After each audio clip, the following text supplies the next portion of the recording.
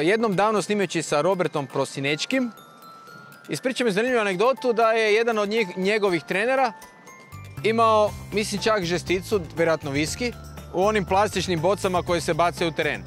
Pa su oni tako igrali protiv Manchestera, pa je David Beckham ni kriv ni dužan dobio tu plastičnu bocu i naivan kakav je, hlebinac potegnuo 2 deci ili pita Boga koliko.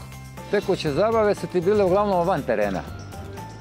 Recimo da sam ja Engleza doživio kao jednu vrlo odlučnu kulturu koja engleske igrače koji u 4 godine mog boravka, što je jako zanimljivo u Londonu, nisam primijetio nijednom da su se na nešto požalili. Što je ovako meni bilo ispočetka jako neobično. I fascinantno je način na koji oni odrađuju te treninge, odrađuju utakmice, daju maksimalno sve, daju sve od sebe. Ali kad izađu vanka... Opet sve od sebe, a? Daju apsolutno sve. Par puta sam izašao sa engleskim igračima, sa Terryjem, sa Frankijem, s Lampardom i Jody Morrisom. Jednom su me čak strpali u taksi i proslijedili doma. Ajde, domaćine, nije ovo sport za tebe. A nisam baš... A to je bilo koliko ste proslijedili? U 10 na večer, u ponoć ili u 2 ujutro? Oko 2, 3, nemam pojma. A oni su šta, nastavili dalje? Pa oni su do ujutro bili.